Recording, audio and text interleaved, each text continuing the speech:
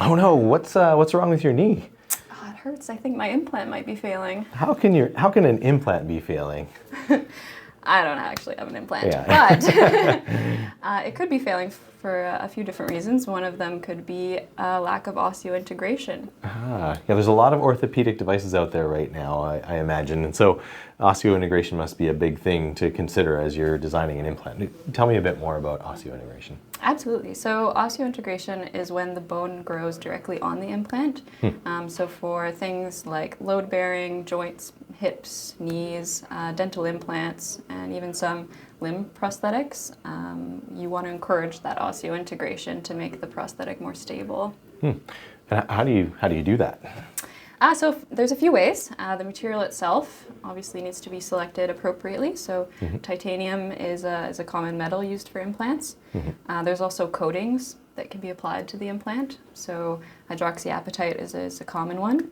And your body recognizes these coatings, and it actually allows the bone to grow onto that implant more effectively, which is called an osteophytic response. Ah.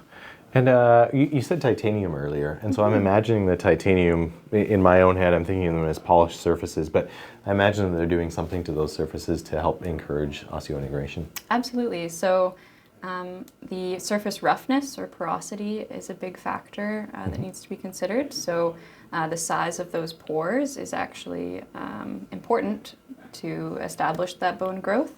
And you actually want a range of sizes. So the smaller microstructures, nanostructures, these are used for protein adhesion. The kind of mid-range level structures are for cell adhesion, and then the larger pores are used for vascularization. That's great, thanks. And I'm curious, is there any other sort of unique facts or thoughts relating to encouraging osseointegration? Absolutely. Yeah. So a little bit of micromotion is actually a good thing for implants. So you want between 50 and 150 microns of movement to encourage that bone growth. But anything more than 150 microns, you start to get fibrous tissue being developed instead of bone. And that would actually make the implant loosen over time rather than stay nice and stable.